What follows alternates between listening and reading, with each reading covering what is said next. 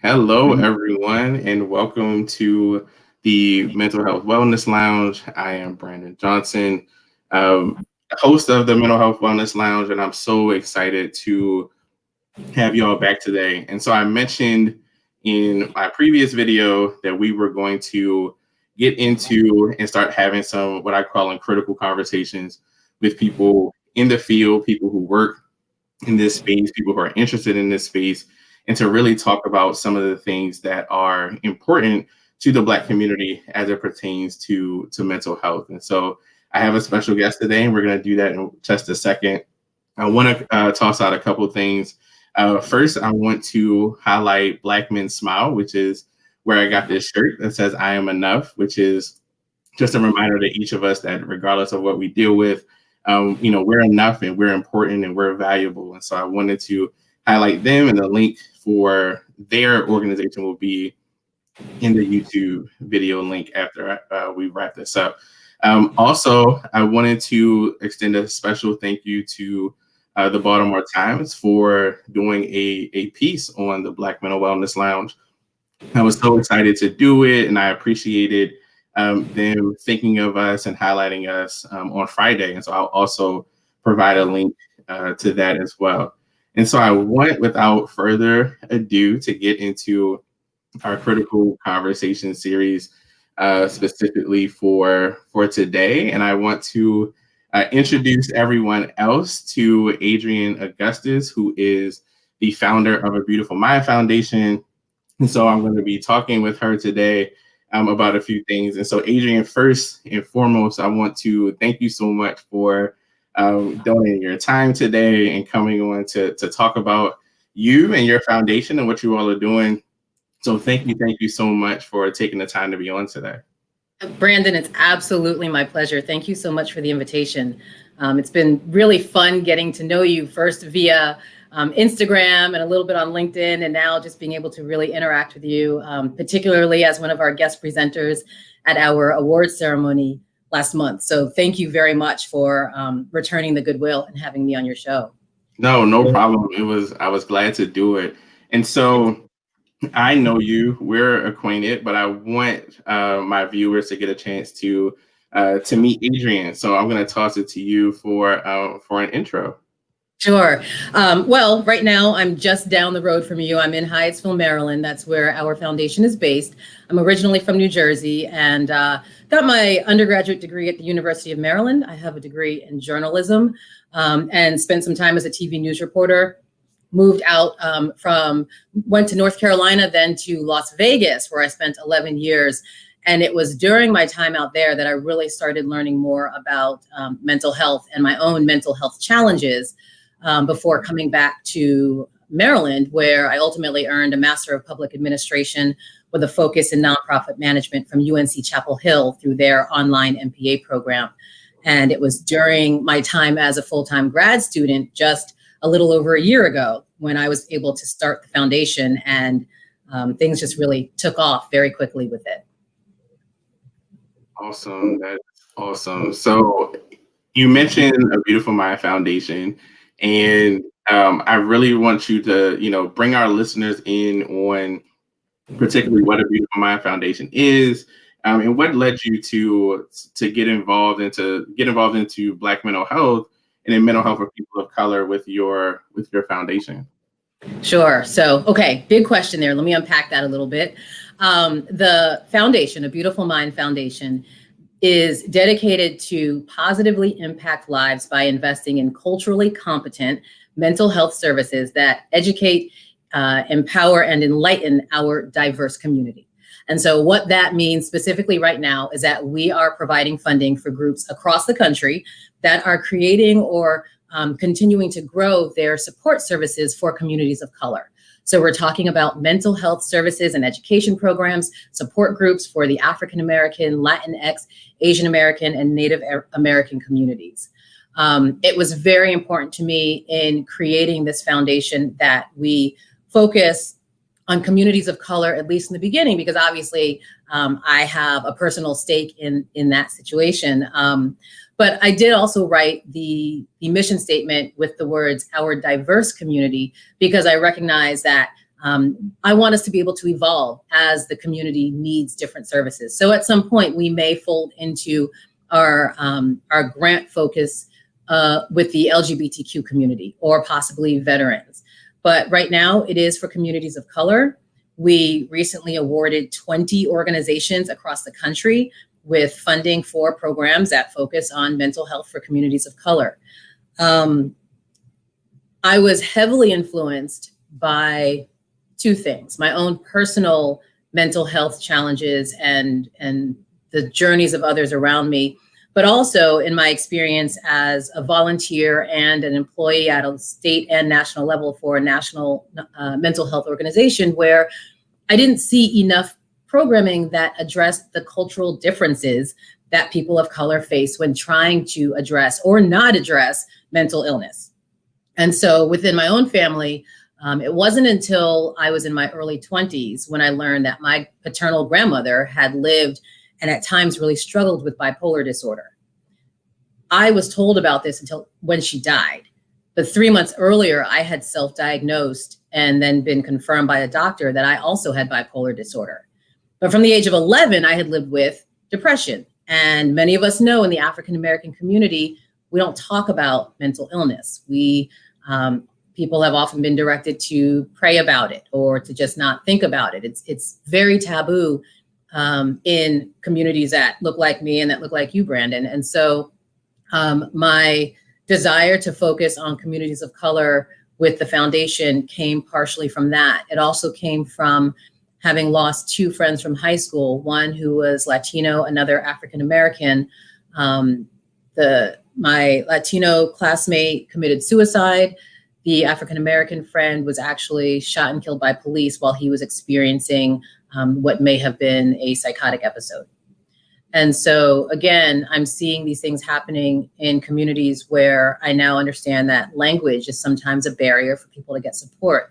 Ideas of masculinity in the Latinx community. I now understand that in the Asian American community, or Asian community in general, there's not just the stigma of mental illness attached to a diagnosis for the person, but in the Asian community, you bring shame to your entire family if you are diagnosed as having a mental illness. And then with the Native American community, there may be instances where practitioners need to understand that there could be a dual diagnosis situation happening with alcoholism, which is prevalent in Native American communities. So when we look at the bigger picture of how challenged communities of color are in this country in terms of getting proper medical care in general, when we look at mental health treatment, it's even more challenging. And I just wanted to be able to do something that would help people who are not getting the support in the way they need it.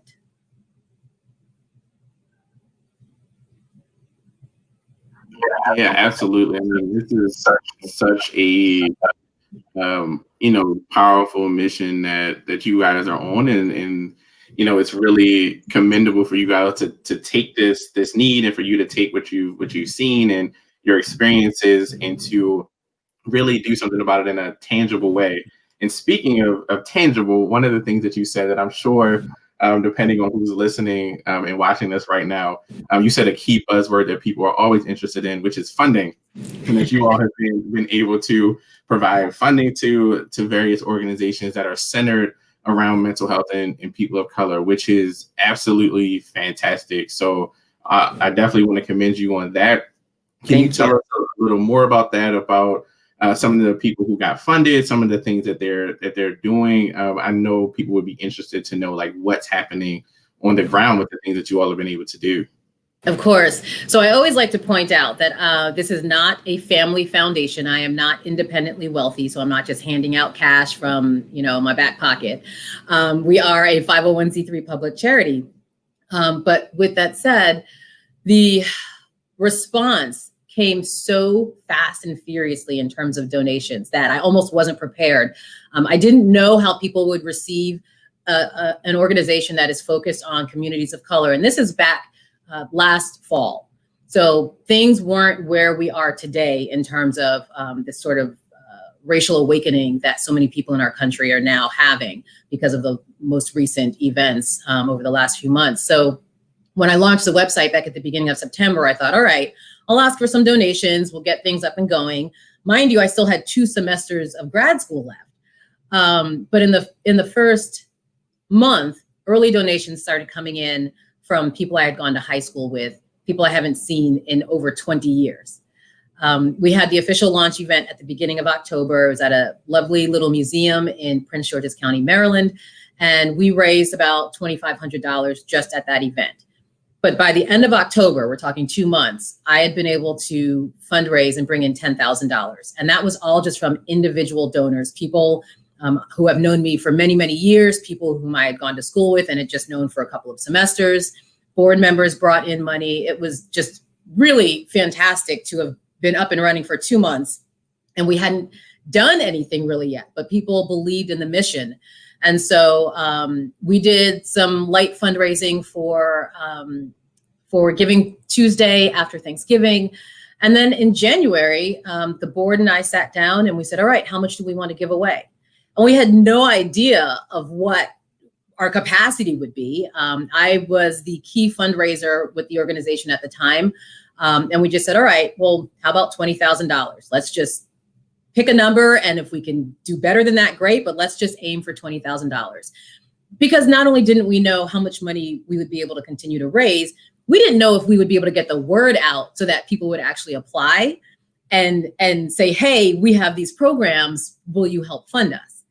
So we plan to have 4 fundraising events, 2 in Las Vegas, where I had lived, and then 1 in Maryland and 1 in Washington, D.C. And then 2 months later, COVID happened. And so like everybody else, we had to cancel all of our planned events and our fundraisers went out the window. But we were able to fundraise online. And from January to the end of June, we were able to bring in, including the original 10 from the first 2 months, we raised nearly $26,000. And that was all individual donations ranging from $5 up to, I think we had a $1,200 cash donation. We did have a couple of family fund donations from classmates of mine, but it was just a lot of groundwork, heavy social media, fundraising, letting people know what we were doing, and thankfully having people trust in me and the other board members in that we would do what we said we would do. And so, as you know, at the end of June, we awarded the 20 grant recipients, and then we actually announced all of them in July at our inaugural awards event, and that was during Minority Mental Illness Awareness Month. We actually were asked for a total of $70,000. Not everybody qualified. And at the end of the day, we can only award as much as is in our coffers. But we were able to whittle down the qualified applicants to 20. And so ultimately we gave $22,315. So not only did we hit the $20,000 goal that we set in January, but we beat it. And in spite of coronavirus and stay-at-home orders and everything that was happening with that. And so it's been really exciting. Everything's moved very quickly. We're talking a 10-month period of when I launched the website to awarding this money.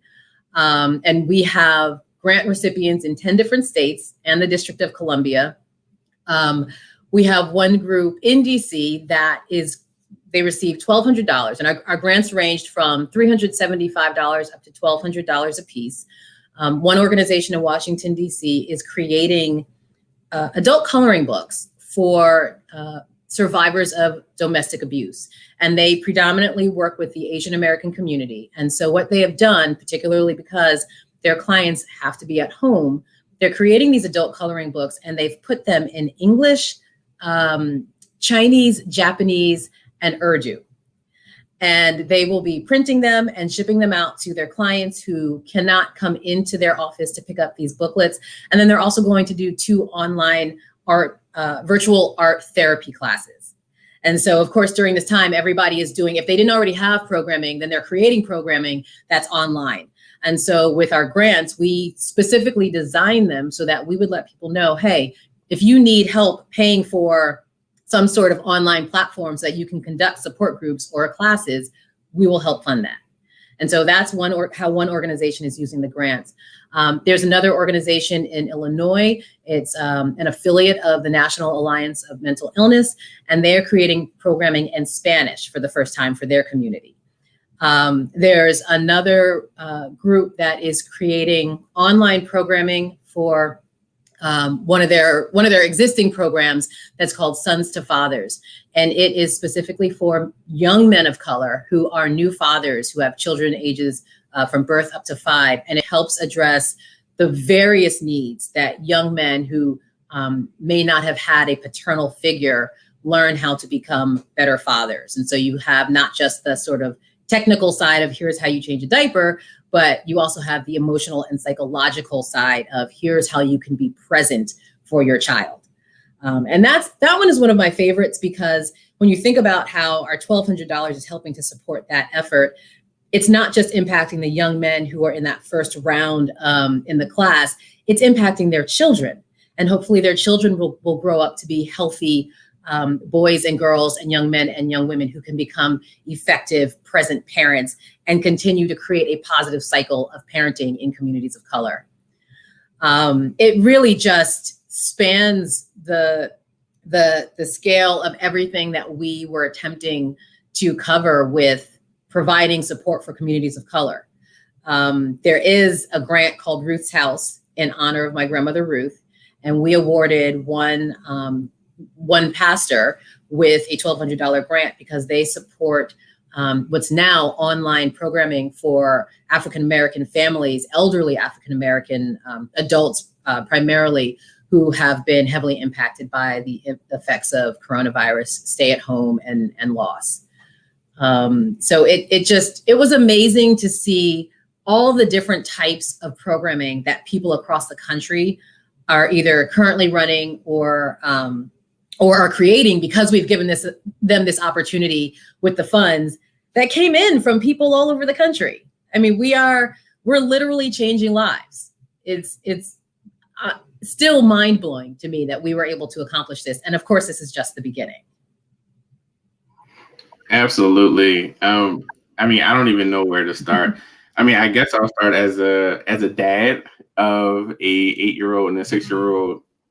I think that program specifically for young, fathers is definitely going to be critical. I wish there was something around, when I had my son, like there's so much that you think, that you think it's going to be, you kind of have in your head of kind of what fatherhood looks like. And then once you kind of get there, you realize there's so much more to it.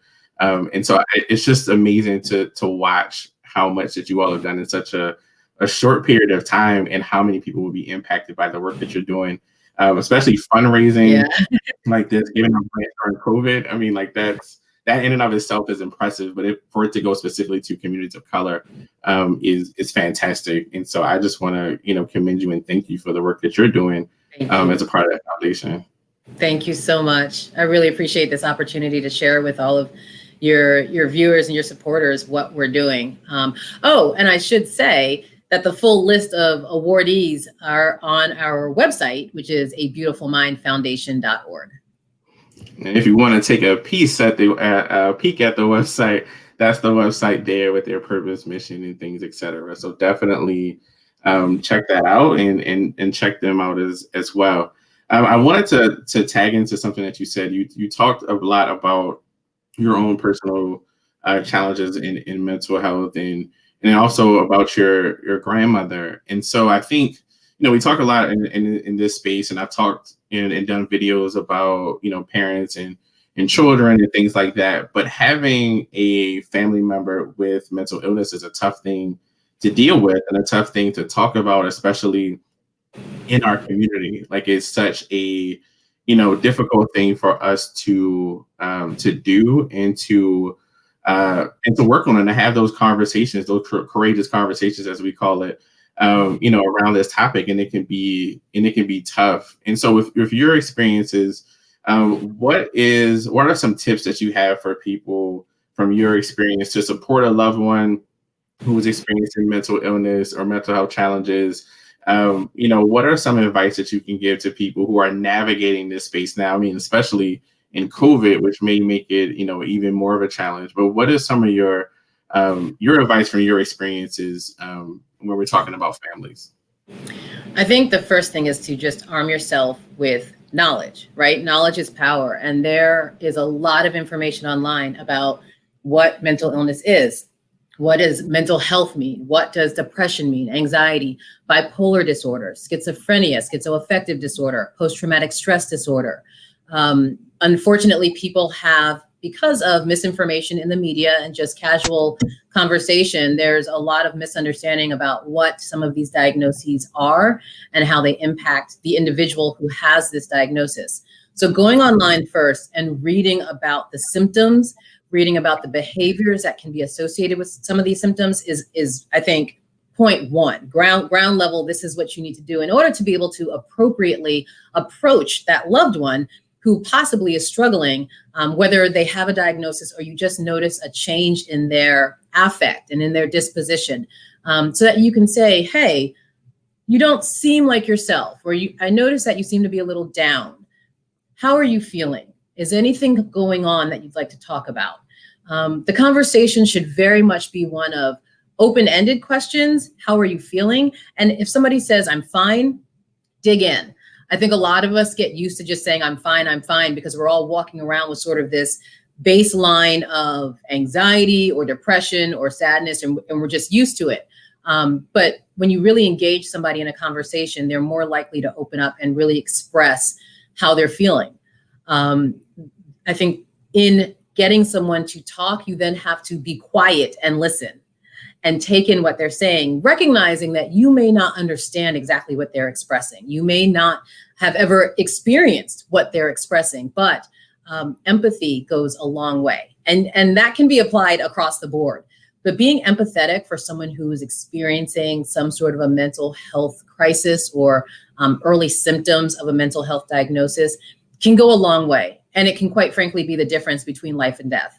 Because for someone who is struggling, to have someone's empathy, to know that they have a shoulder to lean on and someone who maybe will help walk them to the doctor, can mean that they get the treatment they need versus someone who feels alone, possibly ridiculed and isolated, who in the worst case scenario may move towards suicide as opposed to being able to get help because they don't have a solid support structure there to engage them.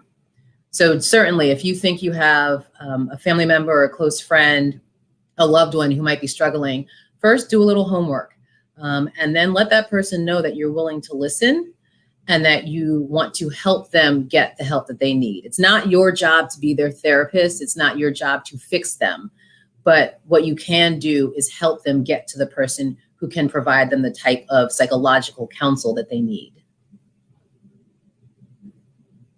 No, that is absolutely great information. I appreciate those and kind of walking through people, especially the listening piece. I think it comes from a place oftentimes of concern and of care of like, I want to do something. I want to make this work with this person. Like I want to, heal them. One, that's not our responsibility. And two, understanding and listening will let you know what the person needs, right? Like what their needs are that you can provide in that space. So that's so awesome.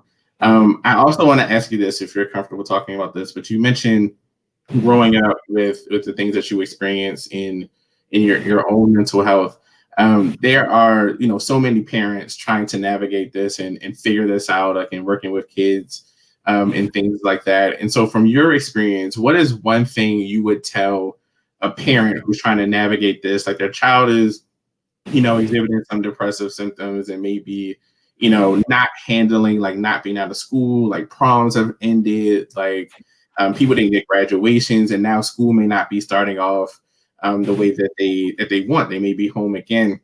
So from your experience, like you navigating that space personally, what is something that you wish you could tell, parents trying to navigate this space, especially right now? The first thing is that if you have a child who is articulate enough and is self-aware enough to say, I feel depressed, believe them and try to get them to a therapist. Depression does not mean that they have to be medicated.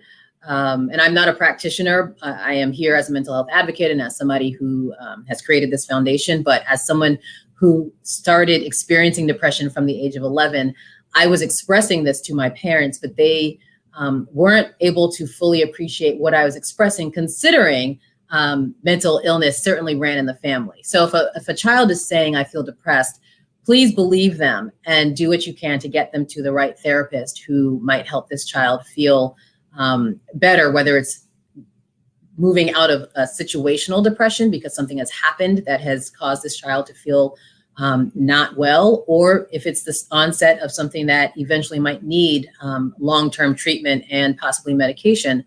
A child whose personality has suddenly shifted. And I know this can be hard when we're talking about teenagers to really distinguish between hormones and possibly something happening on emotional, psychological level. But you really want to pay attention to those changes in your child's behavior and mood. Are they less interested in doing the things that they used to do? Do they not talk to their friends as much? But also, and this is something that I learned well after my years as a child, young girls apparently present differently, specifically with bipolar disorder. Young girls may still be high achievers, and that's the category that I fell into. I still did well in school. I did have friends. I participated in social activities, but I knew I was depressed. And so because I wasn't cutting class or getting bad grades, my parents thought, even though I was saying I was depressed, they thought I was really okay. So again, if a child is articulating that they're not feeling well, then that's something to pay attention to.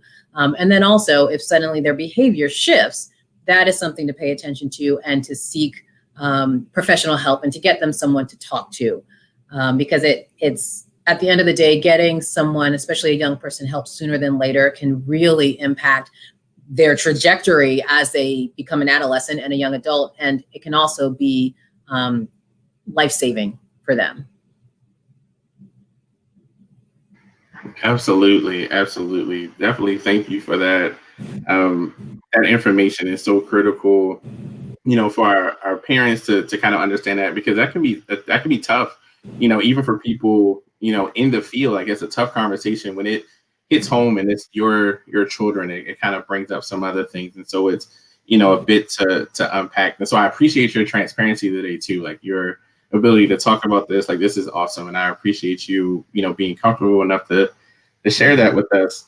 And so no problem. And as we start to wrap up, what's next for A Beautiful Mind Foundation? Where are you guys going next? I mean, you've already, conquered the funding thing. Like, you're already doing that. For the first year. For the first year. So our intention has not been to constantly be doing online. I mean, at this point, it's online fundraising, right? It'll be a while before we are able to have another event where everybody's in the same room. But we are, now that we're establishing a track record, looking to bigger funders to provide us with larger chunks of donations so that we can then disperse it out to fulfill the foundation's mission and support culturally competent mental health support services. Now, with that said, what we did just receive, which is so exciting, Scientific Games is an international gaming company based in Las Vegas, and they donated $10,000 to us. They are our first, yes, woohoo. They are our first corporate donor, and this was huge, but not just huge because this money is absolutely going to help push this mission forward and help us move possibly into being able to provide a few more grants before the end of this year. But also their corporate social responsibility was ratcheted up another level when the CEO said to me that they wanted to do what they called fireside chats. So similar to what you and I are doing right now, they had me do 3 different Q&A sessions with their staff to talk about mental health and cultural competency. So it wasn't just an instance of a corporation giving money to a problem. They wanted to make sure that they also supported their family under their own roof.